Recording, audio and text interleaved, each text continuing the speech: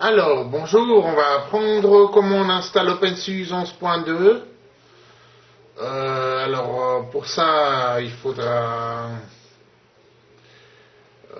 il faudra télécharger le CD d'OpenSUSE 11.2 à la page www.opensuse.org. Et en fait, en général, c'est un fichier de 4,7 gigaoctets.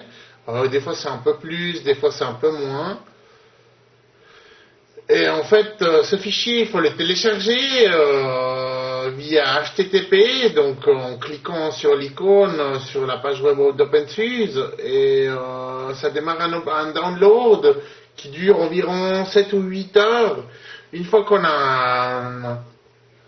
a downloadé le fichier, qu'il est sur le poste de travail de l'ordinateur, ou dans un autre fichier et tout, on va graver le fichier downloadé, on va le graver avec la fonction graver des images ISO.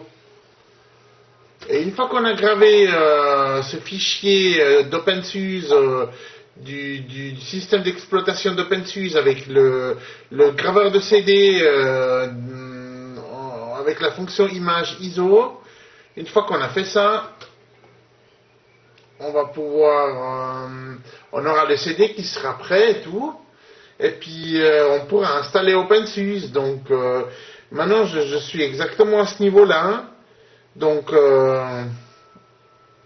je vais prendre mon CD d'OpenSUSE, je vais le mettre dans le lecteur CD de l'ordinateur, je vais éteindre l'ordinateur et le rallumer. Bon, maintenant je le rallume, voilà.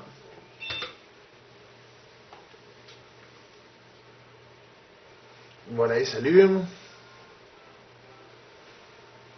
Et comme le CD d'OpenSUSE est dedans, il va s'afficher cette fenêtre là qui suit.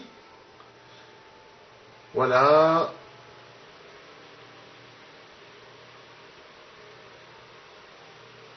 Il va s'afficher cette fenêtre là. Et puis nous, on ne voudra pas démarrer depuis le disque dur parce qu'on n'a pas le système d'exploitation qui est déjà installé. On va justement vouloir faire une installation. Donc on descend d'un cran sur installation et on fait Enter. Voilà. Ça load le Linux kernel. Ça prend un petit moment, mais pas trop.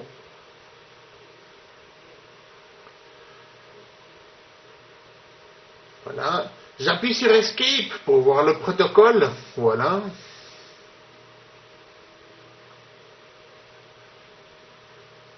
Alors là, il détecte tout le matériel qui appartient à l'ordinateur.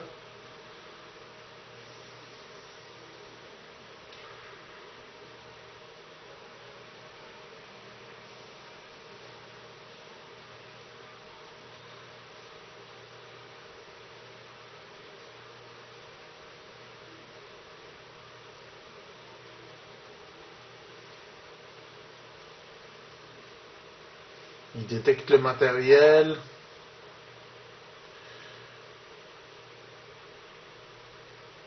Et voilà, on est arrivé dans notre environnement, dans notre interface d'installation. La première chose que nous demande l'interface d'installation d'OpenSUSE 11.2, c'est de changer le langage. Moi, pour l'ordinateur, j'utilise toujours l'allemand, donc je vais mettre allemand.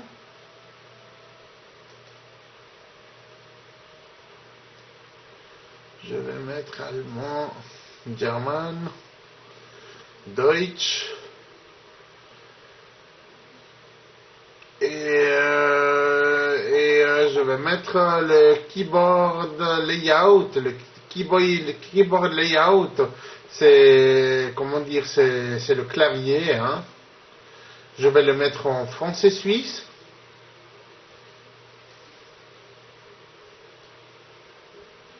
Voilà.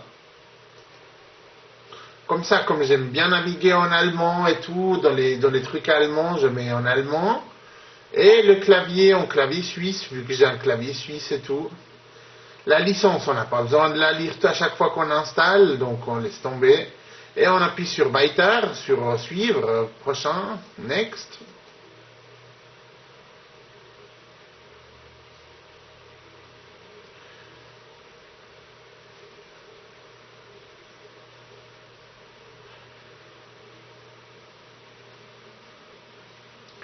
Voilà, alors il détecte tous ces trucs là, tous ces matériels qui sont sur cette liste. Et il nous avertit s'il y a une erreur, mais en général il n'y en a pas. Nous on va utiliser une nouvelle installation. Donc on va mettre nos installation, on va faire Weiter.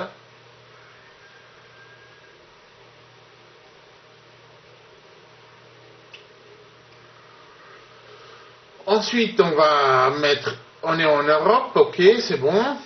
Autrement on va mettre le pays, on va mettre la Suisse, Schweiz.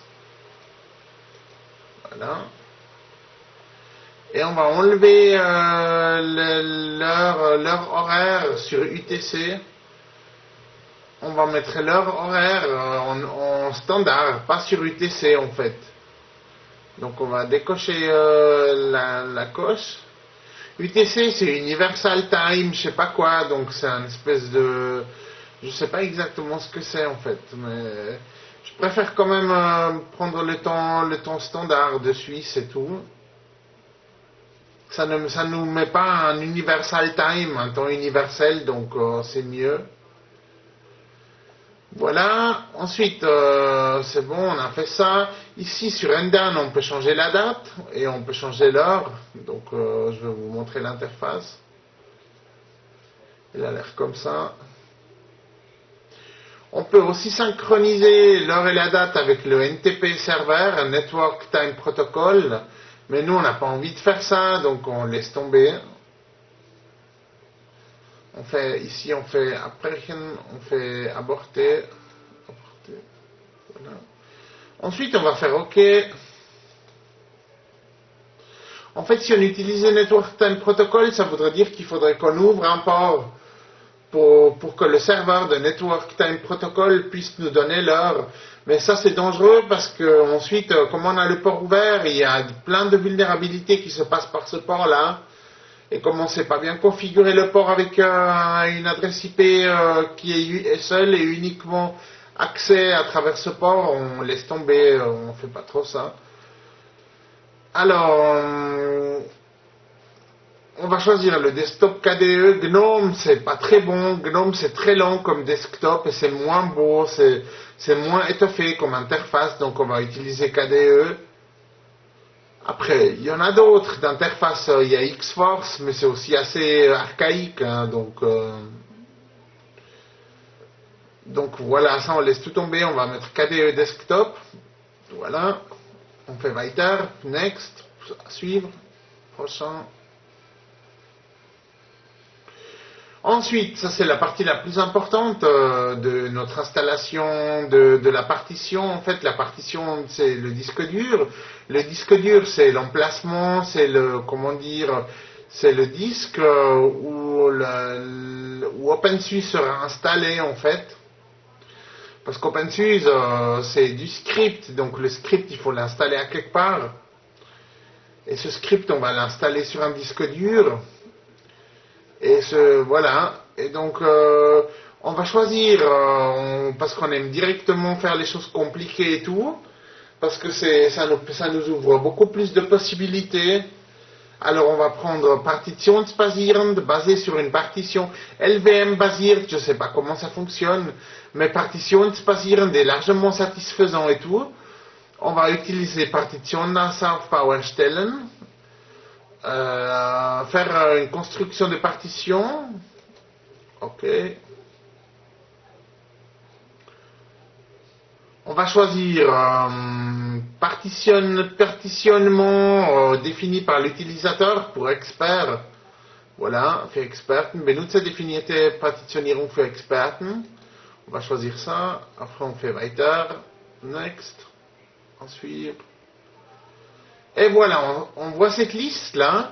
Et puis sur cette liste-là, il y a, bien évidemment, il y a toutes les partitions